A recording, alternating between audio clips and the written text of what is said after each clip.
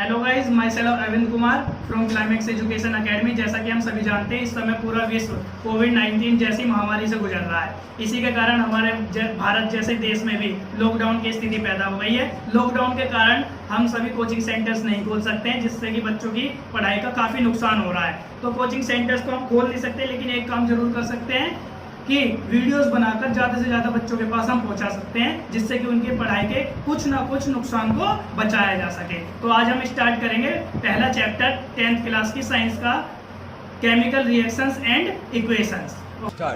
जैसे कि चैप्टर का नाम है केमिकल रिएक्शन एंड इक्वेशन, तो पहले चैप्टर की हेडिंग क्लियर कर लेंगे। केमिकल रिएक्शन, केमिकल रिएक्शन का सीधा मतलब मैं आपको बता दूं, केमिकल रिएक्शन वह रिएक्शन है जिसमें सब्सटेंस बाद में चेंज हो जाते हैं या एक नया प्रोडक्ट बना लेते हैं। तो अकॉर्डिंग टू डेफिनेशन हम थोड़ा सा पढ़ लेते हैं। During chemical reaction, chemical composition of substance change और न्यू सब्सटेंस आर फॉर्म्ड। जैसा कि डेफिनेशन में भी कहा गया है, केमिकल रिएक्शन के दौरान या तो सब्सटेंस चेंज हो जाते हैं या नए रूप में उभर कर आते हैं। तो दूसरा है इसका केमिकल इक्वेशन। केमिकल इक्वेशन को मैं आपको सीधे शब्दों में बता दूं, केमिकल इक्वेशन होती क्या है।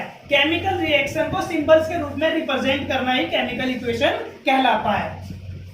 Chemical reactions can be written in the chemical equation form which should always be balanced. वही कह रखा है डेफिनेशन के अंदर भी, केमिकल रिएक्शन को सिंबल्स के रूप में या केमिकल इक्वेशंस के रूप में रिटन मतलब लिखना ही केमिकल इक्वेशन कहलाता है। Okay, types of chemical reaction पढ़ेंगे अब हम। टाइप्स ऑफ केमिकल रिएक्शन में सबसे पहला आता है कॉम्बिनेशन रिएक्शन। जैसा कि गाइस देखो नाम से क्लियर है, कॉम्बिनेशन। कॉम्बिनेशन का मतलब होता है जुड़ना या जोड़, ठीक है। तो इसमें क्या बोल रखा है, a single product formed from two or more reactant। जब दो या दो से ज्यादा रिएक्टेंट की रिएक्शन कराई जाती है और वो आपस में कंबाइन होकर मतलब जुड़कर एक नया प्रोडक्ट बनाते हैं, तो उस रिएक्शन को बोलते हैं कॉम्बिनेशन रिएक्शन। ओके, जैसे इसमें दे रखा है A प्लस बी, दोनों की रिएक्शन कराई तो ये जुड़कर बन गया AB।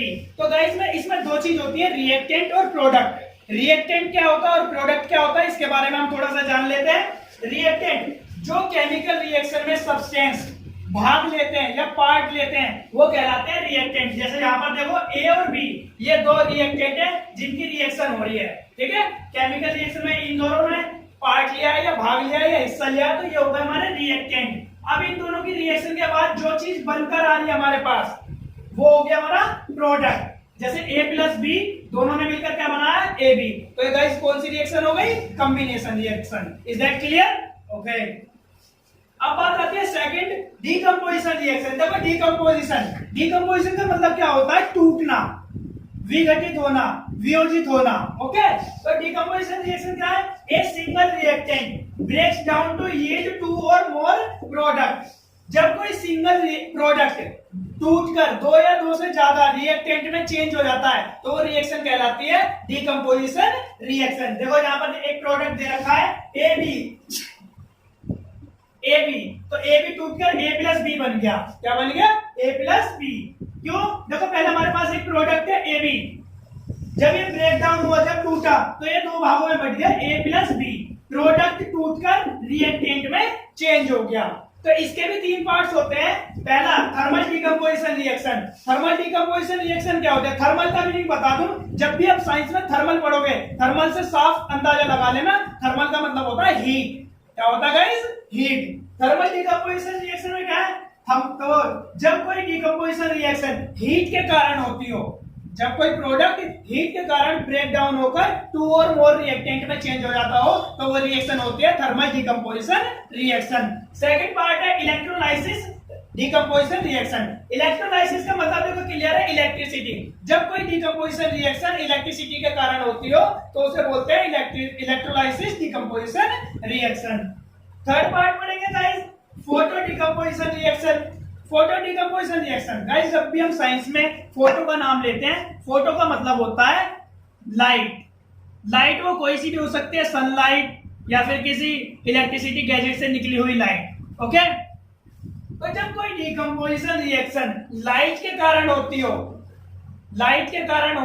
तो उसे बोलते हैं photo decomposition reaction. Okay guys, तो थर्ड पॉइंट हमारा आता है डिस्प्लेसमेंट रिएक्शन। डिस्प्लेसमेंट रिएक्शन क्या है, a more reactive element displace another less reactive element. जब कोई more reactive element less reactive element को डिस्प्लेस कर देता है। अब मोर रिएक्टिव और लेस रिएक्टिव ये दो चीज बात सामने आ रही है। मोर रिएक्टिव का मतलब होता है जब कोई एलिमेंट बहुत आसानी से किसी मेटल या नॉन मेटल से रिएक्शन कर ले तो वो एलिमेंट क्या कहलाता है, मोर रिएक्टिव। और लेस रिएक्टिव नाम से क्लियर है, लेस मतलब कम। जब कोई एलिमेंट बहुत मुश्किल से किसी अनदर एलिमेंट के साथ रिएक्शन करे तो वो होता है लेस रिएक्टिव एलिमेंट। तो a more reactive element displace another less reactive element.